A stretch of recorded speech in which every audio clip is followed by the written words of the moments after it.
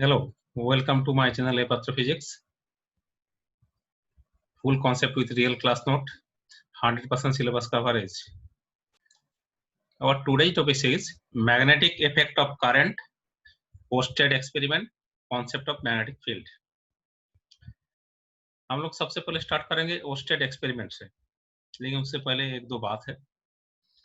Electricity and magnetism, इस बारे में हम लोग को जानकारी है करीब 2000 ईयर्स पहले से ही, लेकिन दोनों के बीच में कोई जो रिलेशनशिप है, दैट मीन्स इलेक्ट्रिक करंट और मैग्नेटिज्म दोनों एक दूसरे से कोई रिलेटेड है, ये बात पहले पता नहीं था। ये ओस्टेड एक्सपेरिमेंट हम लोग पढ़ेंगे, उसमें एक बात यही है, जो ओस्टेड कहानी यही है, जो ओस्टेड 1820 उसी टाइम की बात है, तो एक डेमोन्स्ट्रेशन एक्सपेरिमेंट दे रहे थे, तो टेबल में वहाँ पर कुछ मैग्नेटिक नीडल भी था, करंट कैरिंग कंडक्टर भी था। सडनली उनका नोटिस में आया है, जब से करंट जा रहा है एक parallel current carrying conductor parallel to the magnetic needle, तो मैग्नेटिक नीडल में उस टाइम डिफ्लेक्शन हो रहा है। तो वो जो एक्सपेरिमेंट इसके बाद उसको रिपीट किए हैं, बार बार देखते गए हैं। तो ओस्टेड जो एक्सपेरिमेंट था, उसका जो ऑब्जर्वेशन था, पहले हम उस बारे में थोड़ा बहुत बातचीत करेंगे। आप एक्सपेरिमेंट का सेटअप देखिए ओस्टेड का।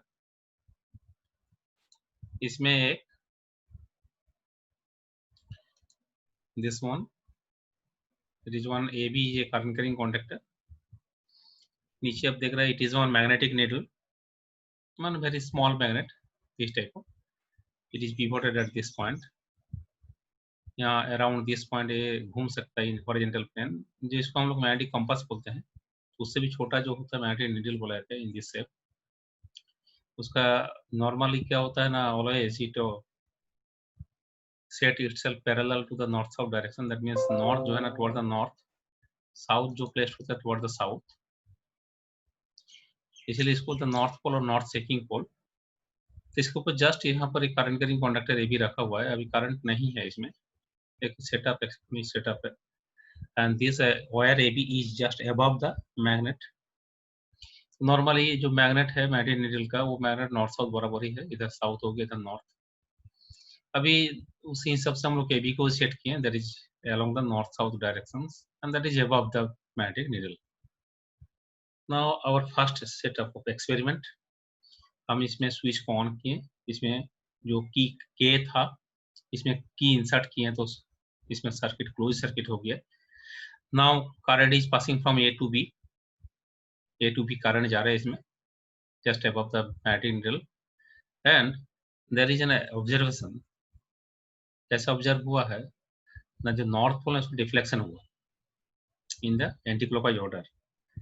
तार ऊपर में था, मैग्नेटिक नीचे नीडल, तो इधर हो गया नॉर्थ, क्योंकि ऑलवेज नीडल नॉर्थ साउथ बराबर रहता था, तो ये हो गया north south direction. North pole का जो डिफ्लेक्शन हुआ टुवर्ड द वेस्ट, इस साइड ईस्ट होगा, इधर west, north south east west. तो इसमें when current just passing through AB, the deflection of the north pole that will be toward the west. एक anti clockwise order में deflection हुआ है। तो इसमें एक ऑब्जर्वेशन आया है।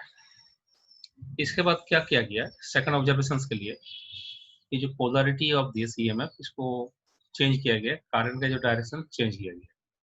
अब इधर प्लस इधर माइनस कर दिया गया, इधर माइनस था इधर प्लस।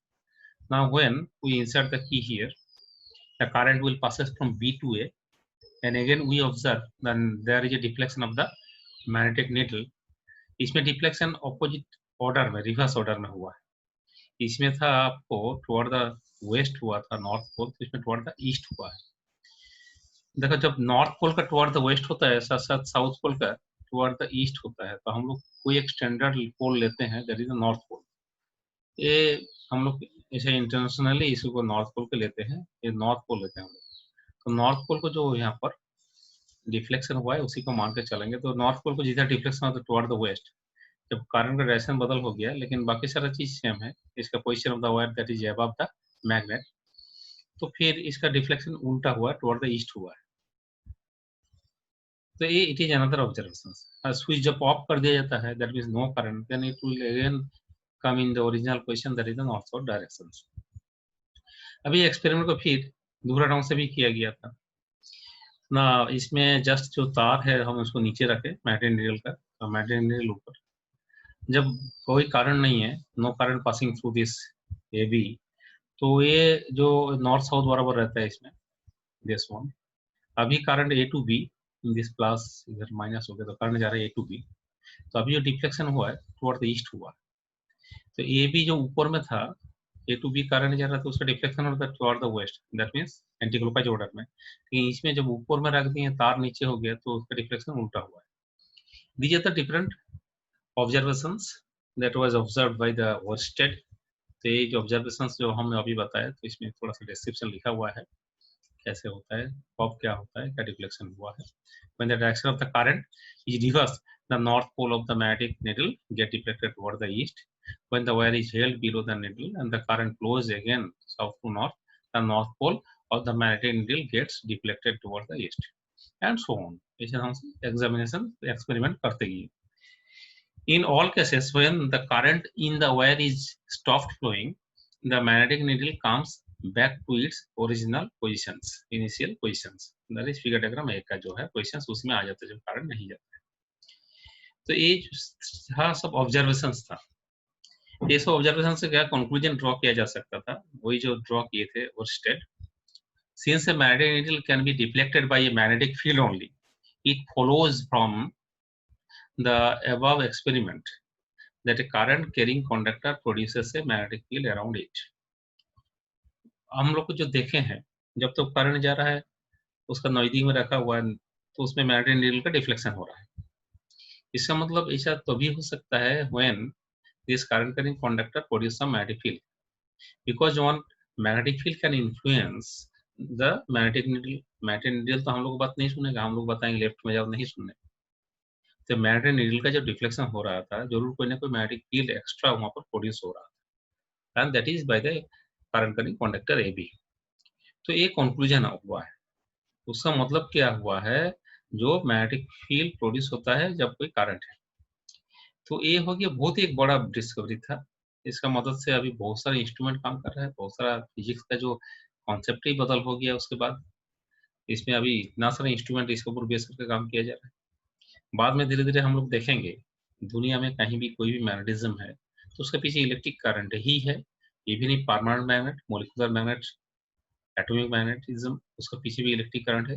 कैसे इलेक्ट्रिक करंट है ना, हम लोग जब एटॉमिक लेवल में सोचेंगे, वहाँ electrons they are revolving about the around the nucleus at the different orbits. तो इलेक्ट्रॉन्स मूवमेंट है, मतलब क्या होता है, इलेक्ट्रिक करंट को बराबर है। तो वो एक मैग्नेटिक फील्ड प्रोड्यूस करते हैं। तो उस पर हम लोग डिटेल बाद में डिस्कस करेंगे। इतना समझ लीजिए, जितना भी मैग्नेटिज्म दुनिया में है उसके पीछे कोई ना कोई इलेक्ट्रिक करंट है। कहीं भी कोई इलेक्ट्रिक करंट होगा। करंट एक कंडक्टर के लिए हो सकता है, एक सिंगल मूविंग चार्ज पार्टिकल के भी इलेक्ट्रिक करंट हो सकता है। In all cases there will be a magnetic field. फिर इस बारे में बहुत काम किए थे एमपीएस। एम्पियर इसको ऑब्जर्व किए, टेस्ट एम्पियर का नाम सुने होंगे, जिसका नाम पे हम लोग का यूनिट होता है current unit, that is 1 ampere. तो एम्पियर उसको ऑब्जर्व किए हैं। उसके बाद किधर डिफ्लेक्शन हो रहा है उसको बतलाने के लिए एक रूल्स निकाले थे। रूल का नाम उसी के नाम पे ही हो गया, एम्पियर स्विमिंग रूल बोलते थे। तो अभी भी ये रूल है, हम लोग यूज करते हैं to find out the deflection of the north pole. This rule predicts the direction of deflection of the magnetic needle in worsted experiment.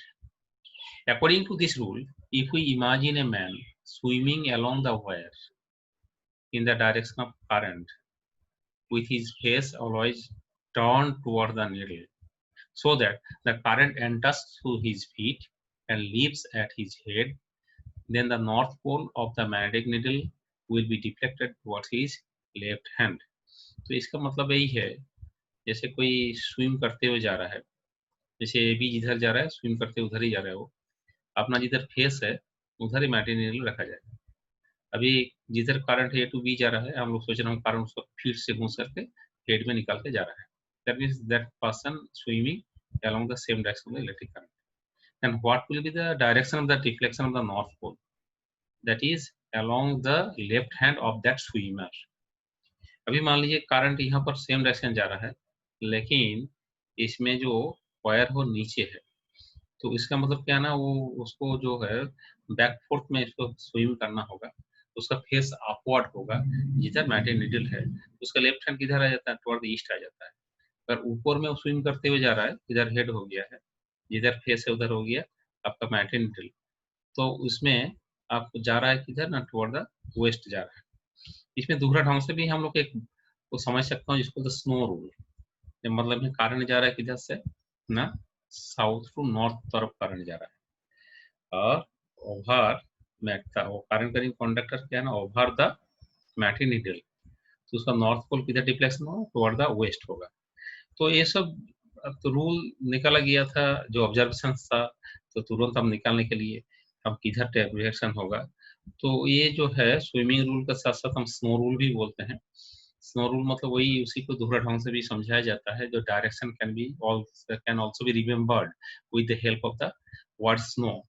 It indicates that if the current flows from south to north and the wire is held over the needle, the north pole is deflected toward the west. मतलब south to north current जा रहा है, S N हो गया, over the needle हो गया, वो हो गया snow, the north pole is deflected toward the west. बार बार बता रहा हूँ, इसमें डिफ्लेक्शन की बात, डायरेक्शन की बात किया जाएगा तो नॉर्थ पोल की बात किया जाएगा।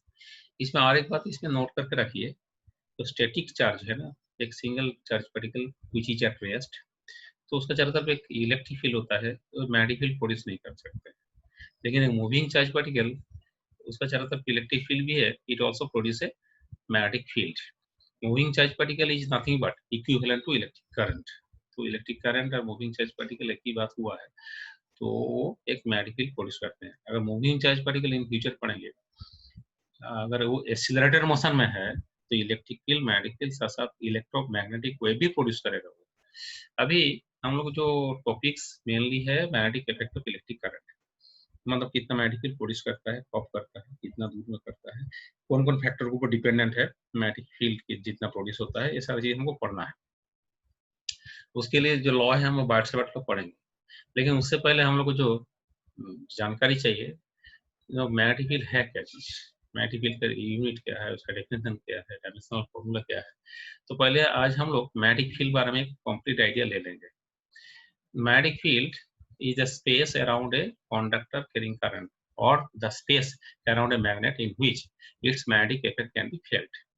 मतलब एक करंट कैरिंग कंडक्टर हो सकता है, चाहे मैग्नेट हो सकता है, उसका सराउंडिंग में जो रीजन होता है, स्पेस होता है, जहां पर मैग्नेटिक फील्ड को फेल्ट किया जा सकता है, मैग्नेटिक फोर्स को एक्सपीरियंस किया जा सकता है, that reason, that space is known as the magnetic field. Just like definition of all other fields, electric field, gravitational field, ऐसे मैग्नेटिक फील्ड का डेफिनेशन सेम है। मैग्नेटिक फील्ड का जो इंटेंसिटी बोला जाता है, इसको डिफरेंट नाम से बुलाया जाता है, उसका एक नाम हो गया flux density. The strength of the magnetic field is measured by a quantity called magnetic flux density. It is also called magnetic field B vector और magnetic field induction B vector.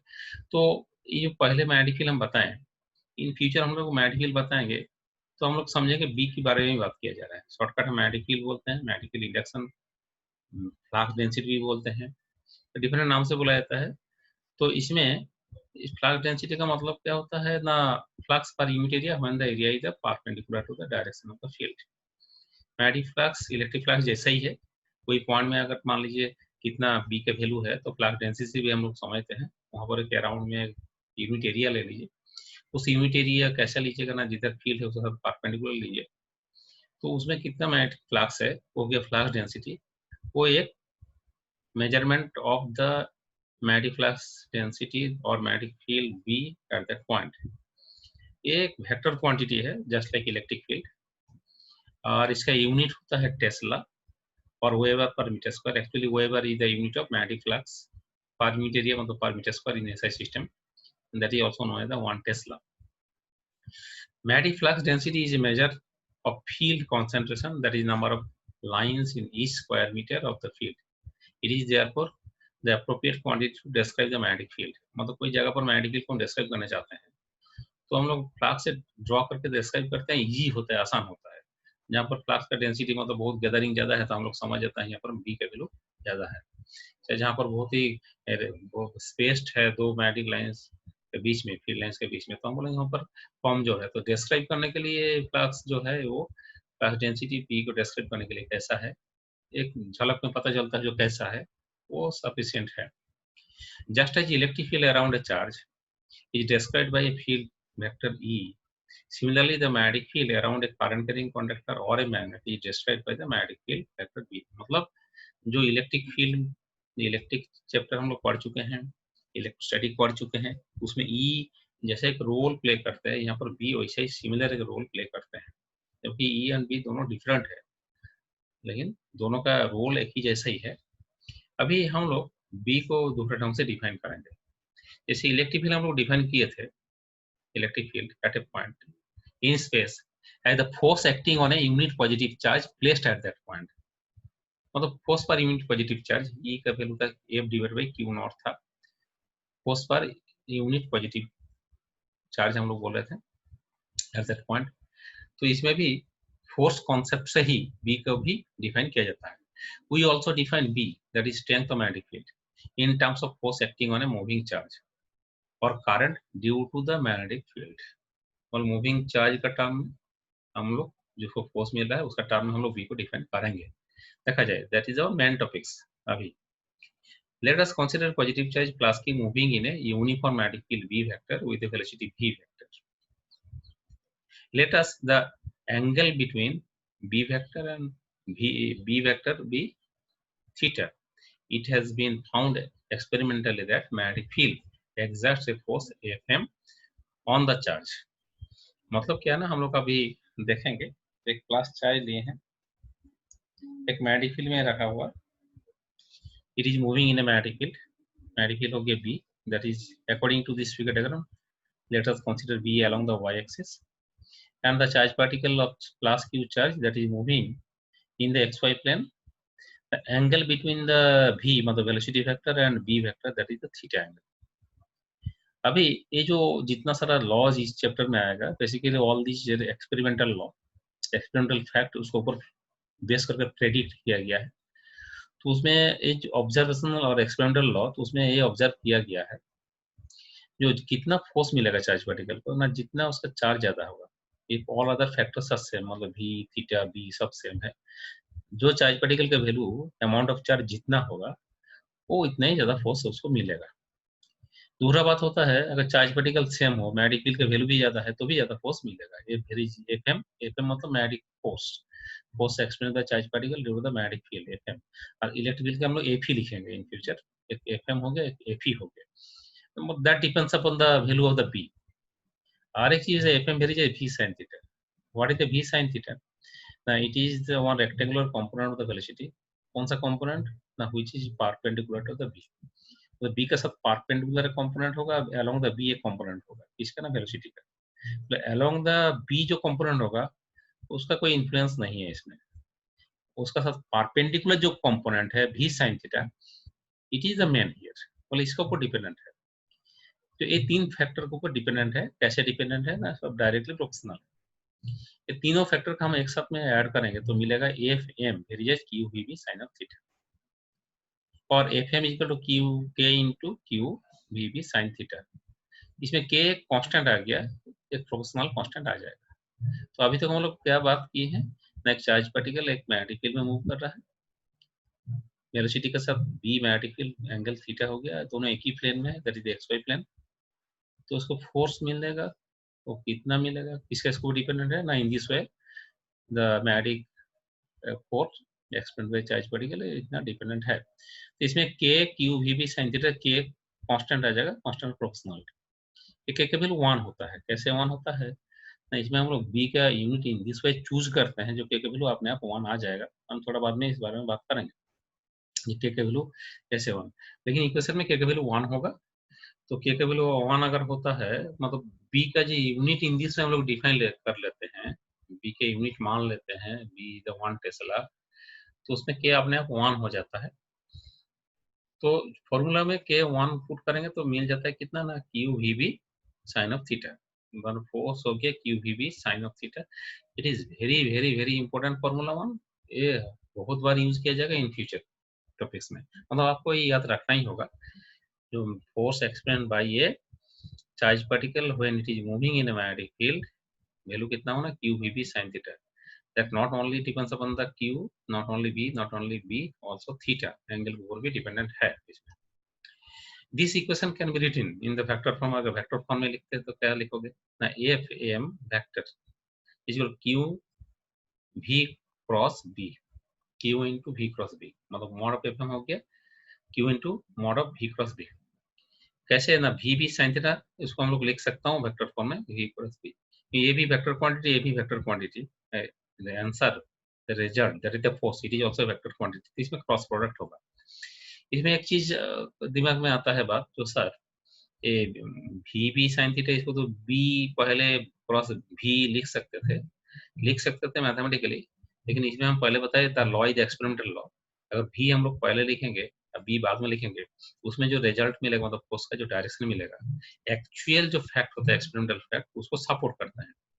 इसीलिए हम लोग जहाँ भी फिजिक्स में cross product की बात आता है, क्रॉस प्रोडक्ट हम लोग A क्रॉस B लेंगे ना, B क्रॉस A लेंगे, ऐसे टाइप सिचुएशन जहाँ आता है, तो उसके बाद हम लोग उसके साथ टेली करते हैं एक्सपेरिमेंटल फैक्ट क्या है. दोनों में से जो जिसके साथ मैच होता है तो हम उसी को लिखते हैं. ऐसा नहीं दोनों में से दोनों लिख देंगे, कोई एक भी लिख देंगे, ऐसा भी नहीं है. इसमें फिक्स्ड है, जो V पहले आएगा B बाद में आएगा. तो ये स्टेप आपको अभी याद रखना होगा. V पहले आएगा, मतलब इसका जो फोर्स मिलता है किधर मिलता है, इन फ्यूचर बहुत सारे एक्सपेरिमेंट में पता चल जाएगा. तो इसमें V पहले लिखोगे, उसके बाद B लिखना है. तो ये हो गया एक स्टैंडर्ड इक्वेशन, ये आपको याद रखना होगा. आपको जितना भी फिजिक्स पढ़ना है, ये सब टॉपिक्स में रहना है. स्टैंडर्ड 12 में तो है ही है, सब जगह पर ही इलेक्ट्रिक फील्ड और मैग्नेटिक फील्ड आ जाएगा. तो उसमें मैग्नेटिक फील्ड का कॉन्सेप्ट क्लियर करने के लिए एक फॉर्मूला चाहिए. अभी ये जो एफएम की बताया जा रहा है, इसके बोला जाता है मैग्नेटिक लॉरेंज फोर्स बोलते हैं इसको, मैग्नेटिक लॉरेंज फोर्स. और जब एफ ई जब लिखोगे, जैसे क्यू इंटू ई था, उसको तो इलेक्ट्रिक लॉरेंज फोर्स, ये नाम याद रखिएगा, काम आएगा. Lorentz force, magnetic Lorentz force बोलते हैं. अभी हम डायरेक्शन की बात करेंगे, हम लिख तो दिए हैं, it is a vector quantity. तो क्रॉस प्रोडक्ट से डायरेक्शन क्या होता है, हम लोग डायरेक्शन जानते हैं. जब V क्रॉस B की बात किया जाए, तो क्रॉस प्रोडक्ट लेने के लिए हम लोग यूज करते हैं राइट हैंड थंब रूल. सबसे अच्छा रूल यही है. राइट हैंड जो है ना, जितने जो कार्ल ऑफ द फिंगर देख रहे हैं, that gives the order of the cross, मतलब V क्रॉस B ना B क्रॉस B. इसके इधर से इधर जा रहा है, देखिए एक एंटी क्लॉकवाइज ऑर्डर में जा रहा है. ये जो ऑर्डर देखिए, राइट हैंड की बात हम कर रहा हूँ. Then thumb represent the direction of the cross of B and B. तो इसमें in this figure diagram, in this example, जो फोर्स मिलेगा that will be perpendicular to both V and B, that is perpendicular to the XY plane. और जो perpendicular to the XY plane, that will be along the Z axis. तो हम लोग को जो force मिलता है along the Z axis force मिलता है. तो इसमें ये हो गया डायरेक्शन. डायरेक्शन निकालने के लिए क्रॉस प्रोडक्ट का जो रूल्स है डायरेक्शन निकालने के लिए, वही यूज कीजिएगा, तो आप तुरंत डायरेक्शन मिल जाएगा. तो एक 3 डायमेंशनल केस आ गया, जो प्लेन में मूव कर रहा है फोर्स ऑलवेज उसके साथ परपेंडिकुलर होता है. Actually FM it is perpendicular to both V and perpendicular to B, दोनों का साथ ही परपेंडिकुलर. क्रॉस प्रोडक्ट मतलब ये होता है FM perpendicular to V also, perpendicular to the B also. तो in this way we can find out the directions. इसमें वही जो बात है डिस्क्रिप्शन में लिखा गया, इसमें the plane of the paper, then according to right hand rule, the direction of FM on positively charged particle will be perpendicular to the plane of paper, directed upward as shown in figure along plus Z axis, and on negative charged particle will be perpendicular to the plane of the paper, directed downward, that is along the negative Z axis. In this example, अगर हम positive छोड़ के negative charge ले लेते हैं, बाकी direction of movement, velocity का direction same है, थीटा भी सेम है, B भी सेम है. तो इसमें आपको जस्ट उल्टा हो. उसके लिए आप इसी रूल को याद रखिए. पहले आप सोच लीजिए पॉजिटिव चार्ज जिधर हो रहा है, अब फिर बाद में सोचिएगा नेगेटिव चार्ज जस्ट एग्जैक्टली उसका ऑपोजिट एक्शन में होगा. तो इसमें नेगेटिव चार्ज अगर है तो उसमें जो फोर्स मिलने वाला है that is along the Z axis, but along the negative Z axis. अगर हम इसको प्लस के बोलेंगे तो इसमें हम नेगेटिव के माइनस के तरफ हम लोग बोलेंगे. ये हो गया दिस. अभी हम लोग डेफिनेशन करेंगे. डेफिनेशन ऑफ द B हम लोग आएंगे. तो इसमें एफएम कितना मिला, Q into V plus B. इसी से हम लोग डिफाइन कर लेंगे. कैसे डिफाइन कर लेंगे ना, मान लीजिए Q यूनिट चार्ज हो गया, it is moving with unit velocity V. कैसे ना, perpendicular to the magnetic field B, मतलब थीटा 90 डिग्री. तो सबके वैल्यू पुट कर दीजिए, तो M numerically equal to B होगा. एफएम इक्वल टू B नहीं है, न्यूमेरिकली इक्वल टू B हम बोलेंगे. तो क्या हुआ ना, इसी को अगर लैंग्वेज में लिख देते हैं तो बी का डेफिनेशन इसमें आ जाता है, it is the second definition and on the basis of force explain by charge particle. हम पहले बताए थे एक तो फ्लक्स डेंसिटी हिसाब से होता है और एक दूसरा हो गया force explain by charge particle इसी हिसाब से होता है, और एक तीसरा भी मिलेगा बी का डेफिनेशन, वो बाद में मिलेगा, force per unit north pole, वो भी एक आएगा। लेकिन अभी हम लोग जो मिल रहा है force explain by moving charge particle.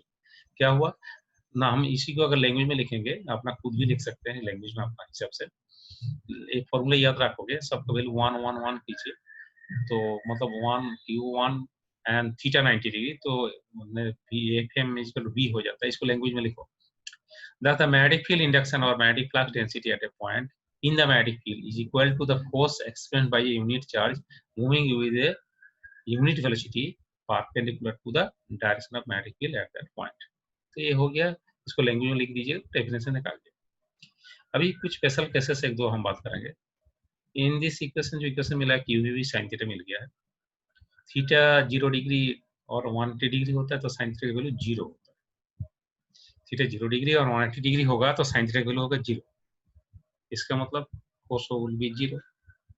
It means a charged particle is moving along or opposite to the direction of the magnetic field, मतलब पैरेलल एंटी पैरेलल में मूव कर रहा है, is does not experience any force।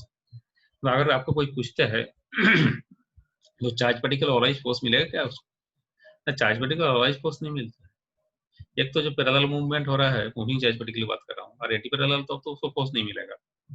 Maximum कब मिलेगा ना, maximum मिलेगा when theta 90 degree, sine 90 degree, उसका मैक्सिमम वैल्यू होता है 1 होता है उसी time, it is the maximum force. Maximum force होता है क्यू वी बी। बहुत ही इंपॉर्टेंट टॉपिक से हम लोग जा रहा हूँ, ये बहुत बार यूज किया जाएगा। तो मैक्सिमम फोर्स कब होगा, कितना होगा, क्यू वी बी होगा। अगर मान ली 270 डिग्री पुट करते हैं माइनस क्यू वी बी आ जाएगा, साइन ऑफ 200, मतलब ऑपोजिट डायरेक्शन से आएगा। और एक बात होता है व्हेन वी 0, इसका मतलब इस पे 0 पुट कीजिए तो भी 0 हो जाएगा, एफ एम 0 हो जाएगा। ये भी 0 का मतलब when charge particle at rest.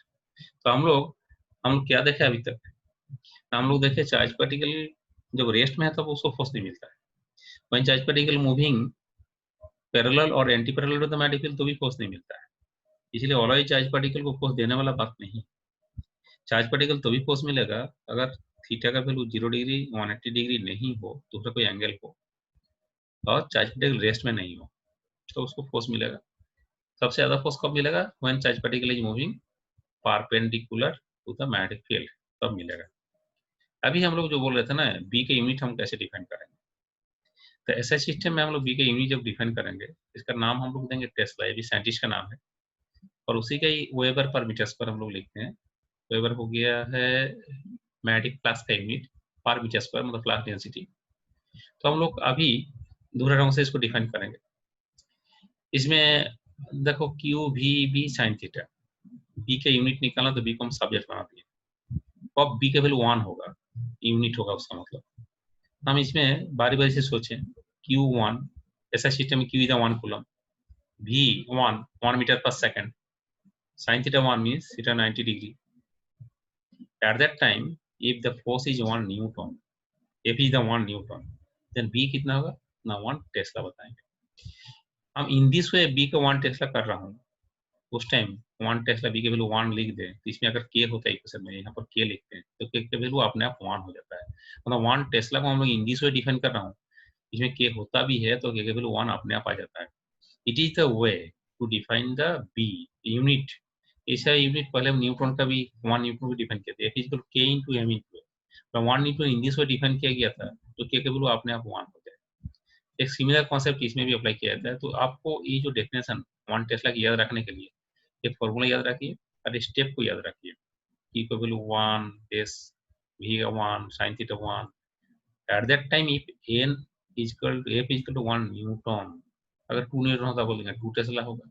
इसको आप लैंग्वेज में लिखोगे, तो मैग्नेटिक फील्ड इंडक्शन और magnetic flux density, magnetic field induction बोलते हैं, शॉर्टकट मैग्नेटिक फील्ड बोलते हैं हम लोग, मैग्नेटिक फ्लक्स डेंसिटी बोलते हैं, at a point is said to be 1 tesla if a charge of 1 coulomb while moving at right angle to the magnetic field with a velocity 1 meter per second experience a force of 1 Newton at that point। तो उस point में बताएंगे 1 Tesla है। One Tesla को हम लोग दूसरा ढंग से भी लिख सकते हैं, जैसे यहाँ फॉर्मूला था, यहाँ पर फॉर्मूला देख रहे हैं, तो बोल रहा न्यूटन लिखो, कूलम लिखो, मीटर पर सेकंड लिखो, तो क्या हो जाएगा 1 न्यूटन कूलम मीटर पर सेकंड। तो 1 न्यूटन जो है नीचे, कूलम पर सेकंड इसके साथ लाएंगे तो हो गया एम्पियर। तो क्या हो गया न्यूटन पर एम्पियर पर मीटर हो गया, मीटर भी वो चला गया तो पर मीटर हो गया। वन टेस्ला को हम इन दिस वे न्यूटन पर एम्पियर पर मीटर भी लिख सकते हैं, न्यूटन पर coulomb per metre into second भी लिख सकते हैं ऊपर में, जो हम लोग पहले लिख चुके थे यूनिट। उसके बाद एक सीजीएस सिस्टम यूनिट है, थोड़ा सा रिलेशनशिप याद रखिए। यूनिट का नाम है मैथमेटिकल गॉस बोला जाता है, ये भी साइंटिस्ट का नाम ही है गॉस, जो है गॉस थ्योरम हम लोग पढ़ चुके हैं। तो 1 टेस्ला होता है 10⁴ गॉस, मतलब 10,000, मतलब गॉस का वैल्यू बहुत ही छोटा है, 1 गॉस इक्वल 10⁻⁴ टेस्ला। ये रिलेशनशिप आप याद रखिए। कभी कभी न्यूमेरिकल प्रॉब्लम में क्या होता है ना, जो सिस्टम सीजीएस में भी गॉस दे दिया है, बाकी सारा ऐसा सिस्टम में दिया है, तो first of all you have to convert that gauss into the tesla, तो उसके लिए रिलेशनशिप चाहिए, आप याद रखो।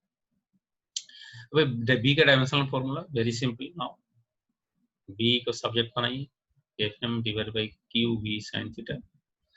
साइन थीटा कुछ होता तो नहीं है, फोर्स का है M L T minus 2, charge का होगा A into T ampere into time, velocity भी होता है एल टी माइनस 1, सिंप्लीफाई कीजिए मिलता है M A minus 1 T minus 2, dimensional formula. इसके बाद फ्लेमिंग लेफ्ट हैंड रूल एक क्लास 10 में भी आप लोग पढ़ चुके थे, ये बतलाने के लिए किधर फोर्स मिलेगा, लेकिन ये हम लोग राइट हैंड थंब रूल पढ़े हैं, दैट इज बेटर वन। एक स्पेशल केस के लिए है, जब 90 डिग्री एंगल होता है उसी टाइम हम लोग इसको अप्लाई करते हैं, उस टाइम बहुत आसान हो जाता है लेफ्ट हैंड रूल में। तो find out the direction of maximum force by moving charge particle in a magnetic field, we stretch the first finger, central finger and the thumb of the left hand in mutually perpendicular directions such that the first finger points to the direction of magnetic field, the central finger points the direction of electric current or motion of positive charge, then the thumb represents the direction of force on the charged particles। मतलब जब mutually perpendicular होगा तभी ऐसा होता है।